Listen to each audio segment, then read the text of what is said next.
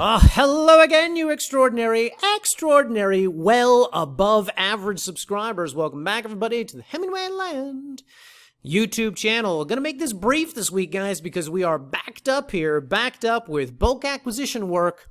It is Thursday that I am recording this video, and just today we received conservatively 500 photos from the subdivision. It's probably more because I had him do so much extra stuff. Additionally, about 2 hours of drone footage.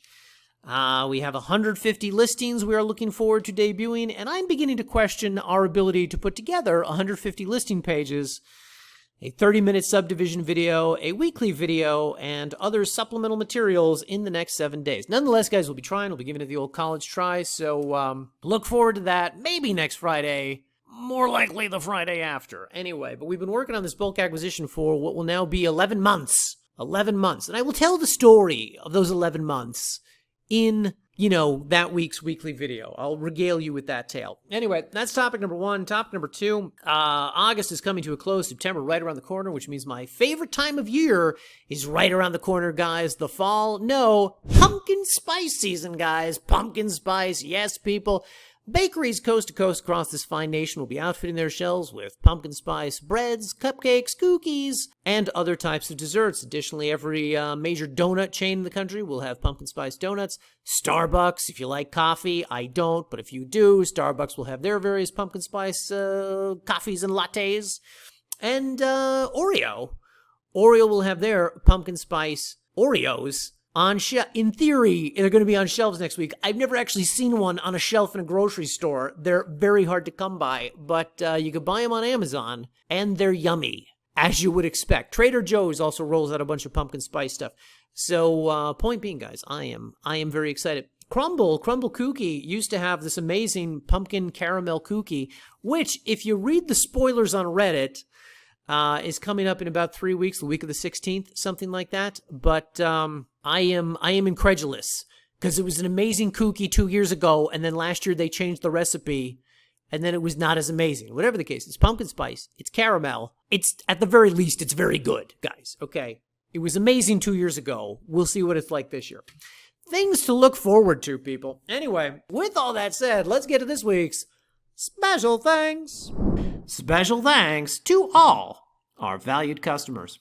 All right, people, starting off in New Mexico, more specifically Luna County, sold some land to Daniel. Daniel picked up that new half-acre parcel we had out there in Deming Ranchette, so special thanks to Daniel. Should be noted, guys, I am very reluctant to purchase half-acre parcels in Deming Ranchettes. It's really not worth a whole heck of a lot unless you have at least 1 acre of land. I disclose that in the videos. I disclose that in the listing pages. You guys know I'm very open about that. Nonetheless, that one I liked. I liked it because it was a rarity. It was very close to development, had a lot of built-up homes around it, had power, underground telecom at the lot line. I really feel it's the kind of property you buy it, you can immediately resell it to one of the neighbors and make some money. Or if you're going to develop it, it's probably not hard to buy up one of the neighbors' parcels, and then you've got the 1 acre, and you've immediately just sort of added exponential value to the thing overnight. Anyway, Daniel agreed, took a chance on that. So again, special thanks to Daniel. Moving north, guys, into Socorro County, sold one of those new 1 acre parcels out there in Rio Grande Estates to James and Gwen. Special thanks to them. Should be noted, we still have 2 1 acre parcels remaining out there, not adjacent, but south of the highway, both very close to power. And no zoning, guys. No zoning. RV friendly, no zoning. Worth checking out. 2 still in inventory. Moving on, guys, in neighboring Valencia County, sold some land out there in Rio Grande Estates to Shanika. Special thanks to her. And in the western part of the state, had our very first Catron County property finally sell. Special thanks to Patrick. Patrick placed a deposit on that at the end of July. We closed escrow this past week.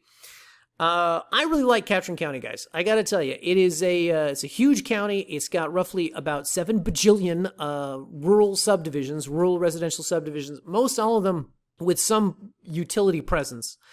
And this Wild Horse Ranch, where Patrick bought the property, large chunks of land, good roads, utilities, everything is staked out there.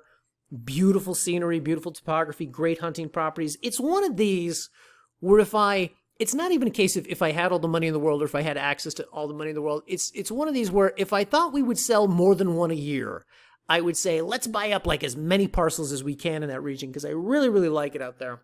Not only Catron County, but specifically that Wild Horse Ranch. Anyway, Patrick agreed, bought that 20-acre parcel out there, so special thanks to Patrick.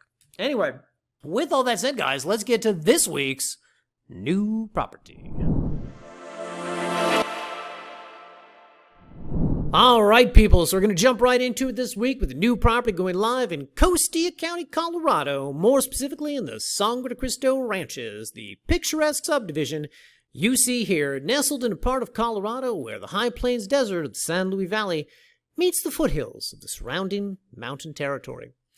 Now, it should be noted, guys, that the Sangre de Cristo Ranches is a subdivision I really like, and one I am hoping to have a lot of inventory in, comparable to what we do in New Mexico, with small dollar subdivisions like Tres Piedras and Carson Estates. The point is that I'm going to be buying out here a lot, or as many properties as I reasonably can, over the next few months, and we'll be adding a new listing every couple of weeks, many of which I'm going to try to offer with financing. Now, while I will review the broad brushstrokes of the subdivision in today's video, I will advise you guys that if this is a property you are interested in and want to learn more about, you'll be glad to know that at the top of every listing page for properties in this region, we have this 23-minute distillation of all human knowledge on the topic of Sangre de Cristo Ranches posted. Yes, guys, we debuted this video back in June when we first listed some properties out here, and this is a video which will haunt all of the listing pages in this region from now until the end of time. And with all that out of the way, CSCO 6233 is the reference number, and this one's a 5-acre cul-de-sac lot with power at the lot line situated very close to the Sangre de Cristo Creek and priced at $18,000. And if we go to the map, guys, we will start off by reminding you that the Sangre de Cristo Ranches is a sprawling subdivision located just east of Fort Garland and occupying all the land you see circled here. The sub is accessed in the west along the 159, but today's property sits closer to the northern entrance, located just off the 160, and can be found more specifically right here along Beekman Road. Now, the first thing to know, guys, is that this road has different names depending on which map you're looking at. Some identify it as Beekman, while others identify it as Trinchera Ranch Road, a fact I only mention because the entrance to the northern part of the sub is off Trinchera Ranch Road, and thus should give you a better sense of exactly how close it sits to the entrance. In addition, guys, because it is along Beekman, that means it's also along one of the major roads within the sub, and thus it has power at the lot line. This, of course, is notable because power lines do not extend all throughout the sub. They do not touch every property. In fact, it is only a small percentage of lots out here that can boast such a thing. Fortunately, today's property is one such lot. And of course, guys, with power comes development, and while I don't have any photos of the home sites closest to this lot, if we go back to the map here, you can see that there are a number of them along this road. In addition, guys, as we go back to the property photos, you can see that this one is a nice level terrain, easy to park on, and easy to build on. Additionally, like all the lots in this subdivision, it has stunning views of the nearby Blanca Peak and Mount Lindsay. Now, two things I want to point out here about the property, guys. First, we called it a cul-de-sac lot, which technically it is. If you look at the plat here, you'll see that it's got legal access along both its south and north ends, with the north end being the cul-de-sac part.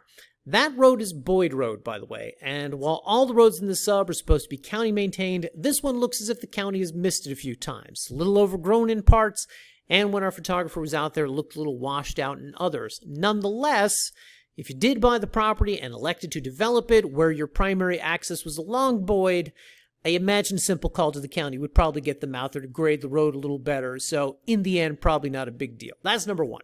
Number two. As noted, the property does sit very close to the Sangre de Cristo Creek, which snakes all throughout this region and is supposedly a decent spot for some recreational fishing. Now, it should be noted that the creek up here is snaking through privately owned land. I mean, if you did walk over the creek, you'd be on someone else's property. That said, these lots with the creek running through them are not developed or maintained, so I'd be surprised if anyone ever said anything, but just fair warning. And by the way, guys, as you can see from the photos, here's a group of campers that have set up shop close to the creek. Do the people who own the RVs also own the land? Who knows, but I wouldn't be surprised if they didn't.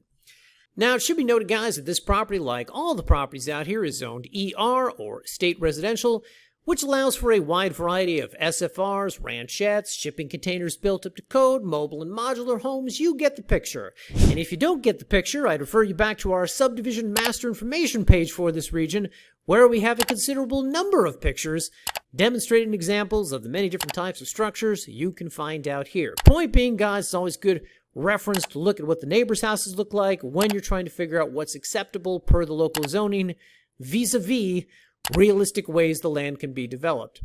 In addition, when we talk about zoning, it's also important to mention covenants. As always, we have those linked on our listing page here under the Zoning and Restrictions tab, and you can read them at your leisure, but the major takeaways I'll mention here are that they stipulate a minimum footprint of 600 square feet for one-story structures and 800 square feet for two-story structures.